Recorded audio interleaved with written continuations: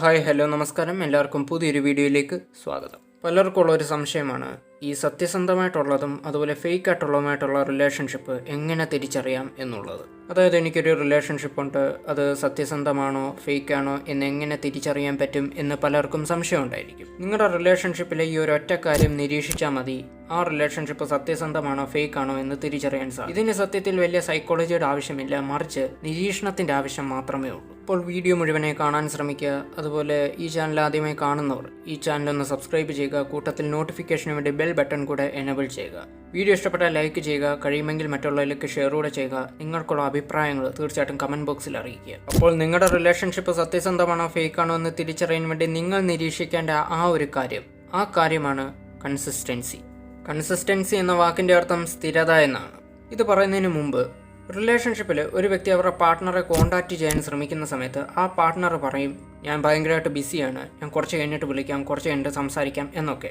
പക്ഷേ പലപ്പോഴും ഈ പാർട്ട്ണർ തിരിച്ച് വിളിക്കുകയോ സംസാരിക്കുകയോ ചെയ്യാറില്ല. ഇതിൽ നിന്ന് മനസ്സിലാക്കേണ്ട കാര്യം ആ പാർട്ട്ണർ ആ റിലേഷൻഷിപ്പിൽ ഒട്ടും കൺസിസ്റ്റൻ്റ് അല്ല എന്നുള്ളതാണ്. ബിസി ആകുക എന്ന് പറഞ്ഞാൽ ഒരിക്കലും ഒരു തെറ്റല്ല. കാരണം റിലേഷൻഷിപ്പിനെ കൂടാതെ ഒരാൾക്ക് അവരുടെ ജീവിതത്തിൽ മറ്റ് പല കാര്യങ്ങളും ചെയ്യാനുണ്ടായിരിക്കും. അവരുടെ ജോലി സംബന്ധമായിട്ടുള്ള കാര്യങ്ങൾ, വ്യക്തിപരമായിട്ടുള്ള കാര്യങ്ങൾ.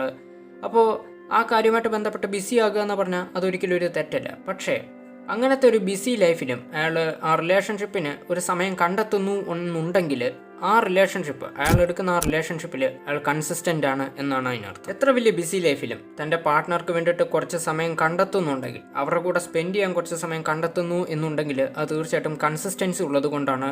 അത് സത്യസന്ധമായിട്ടുള്ള ഒരു റിലേഷൻഷിപ്പുമാണ്.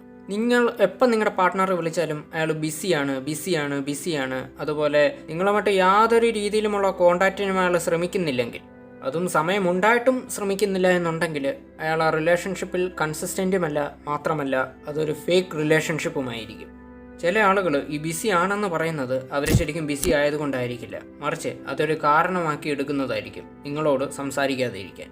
അതുമല്ലെങ്കിൽ അവർ ആ ബിസി ലൈഫ് കഴിഞ്ഞിട്ട് ചെറിയൊരു ഇടവേള കിട്ടിയാൽ മതി അവർ നിങ്ങളുമായിട്ട് കോൺടാക്ട് ചെയ്യാൻ ശ്രമിക്കും. ഒരു റിലേഷൻഷിപ്പിൽ രണ്ടു പേരുടെ ഭാഗത്തു നിന്നും ഇത്തരത്തിലുള്ള ഒരു ടൈം സ്പെൻഡ് നടക്കുന്നില്ല എങ്കിൽ ആ റിലേഷൻഷിപ്പ് ഒരിക്കലും ഹെൽത്തിയും ആയിരിക്കില്ല, മാത്രമല്ല അതൊരു ഫേക്ക് റിലേഷൻഷിപ്പ് ആകാനുള്ള എല്ലാ ചാൻസും ഉണ്ട്.